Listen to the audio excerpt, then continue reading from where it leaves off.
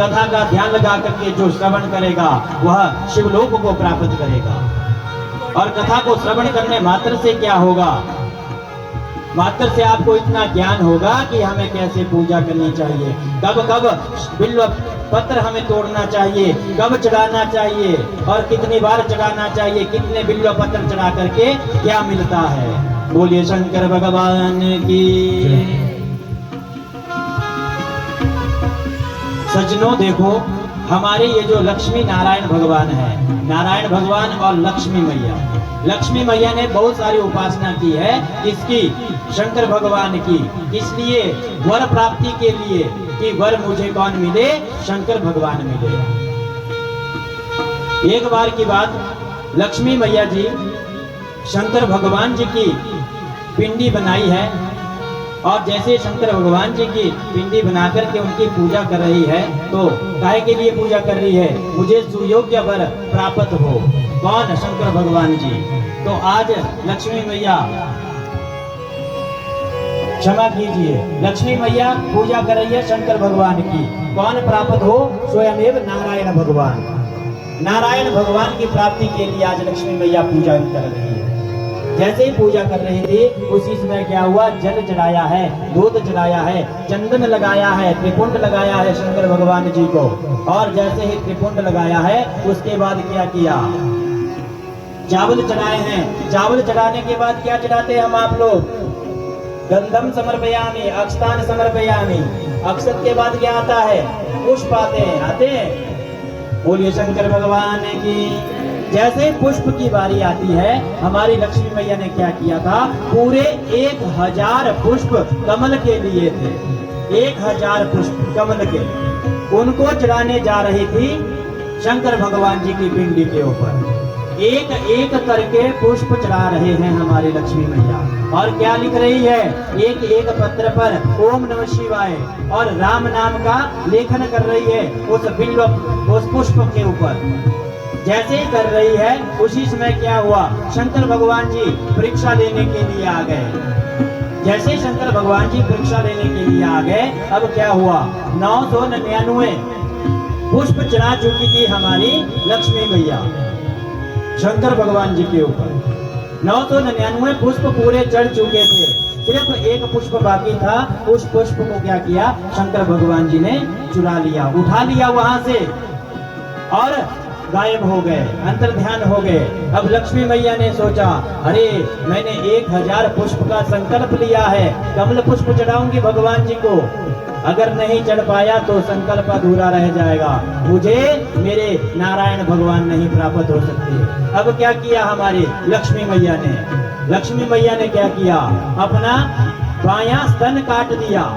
बायां स्तन काट करके वक्षस्थल को काट करके भगवान शंकर जी के ऊपर चढ़ाया है। जैसे ही चढ़ाया है, आज शंकर भगवान जी प्रकट हुए हैं। बोलिए शंकर भगवान की। शंकर भगवान जी प्रकट हुए हैं और शंकर भगवान जी ने कहा, अरे आपको ऐसा करने की आवश्यकता नहीं है, आप ऐसा मत कीजिए। तो आज हमारे शंकर भगवान जी कैसे हैं, शंकर भगवान जी को देखो कैसे हैं। गणेश भगवान जी को हाथी का मुख लगा दिया, दक्ष प्रजापति को बकरे का मुख लगा दिया है। बोलिए शंकर भगवान की। तो आज क्या किया शंकर भगवान जी ने, लक्ष्मी मैया का स्तन वैसे के वैसे फिर से स्थापित कर दिया है। जैसे ही स्थापित कर दिया, लेकिन क्या हुआ, जो स्तन चढ़ाया था हमारी लक्ष्मी मैया ने शंकर भगवान जी के ऊपर, देखिए ये जो वक्ष स्थल है इसको कमल के स्वरूप माना है भगवान ने, कमल के स्वरूप। अब जैसे ही चढ़ा दिया था, उससे जो खून की बूंदें नीचे निकली है, धरती पर पड़ी है।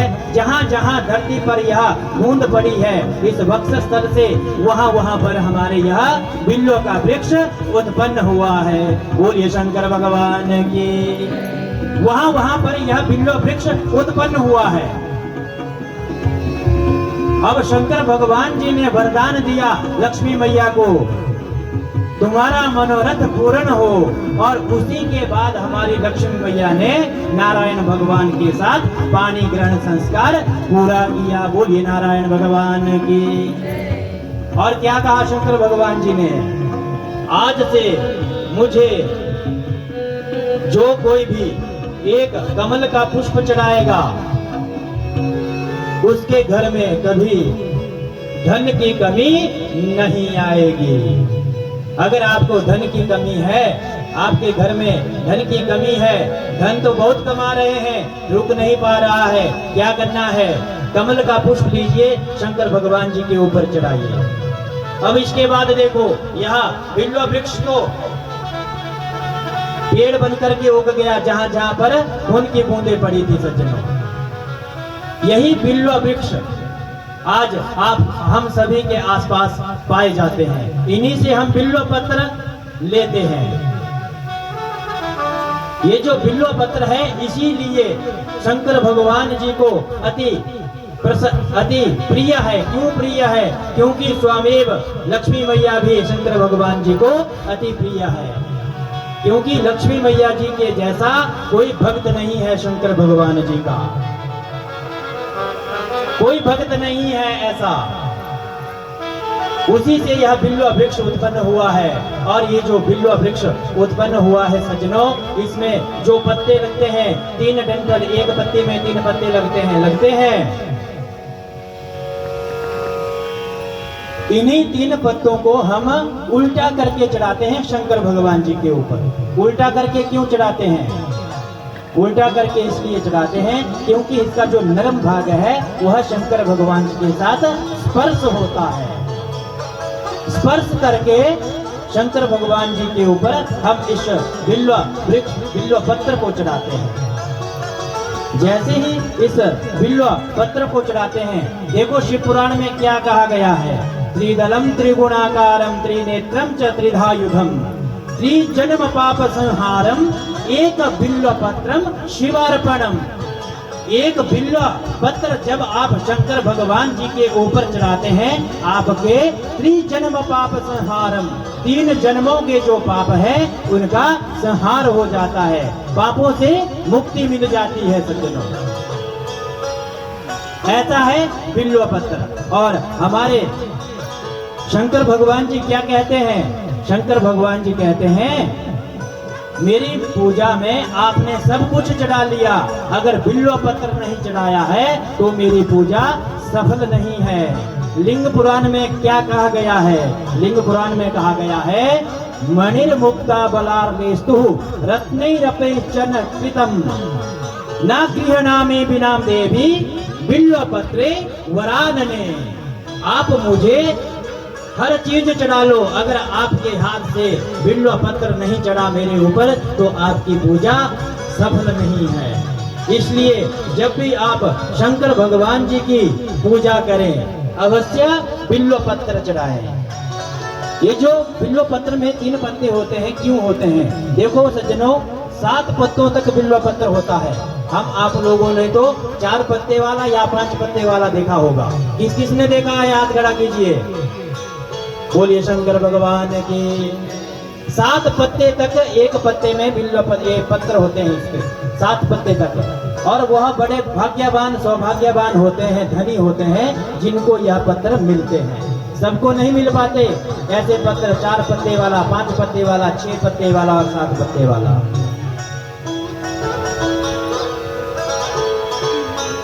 इन तीनों पत्रों में ब्रह्मा विष्णु महेश का वास है।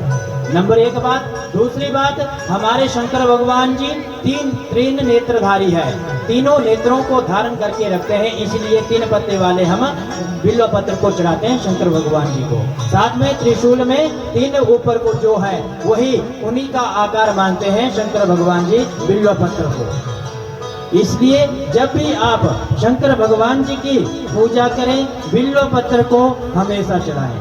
अगर आपने बिल्व पत्र नहीं चढ़ाया तो आपकी पूजा ग्राह्य नहीं करते हैं हमारे शंकर भगवान जी।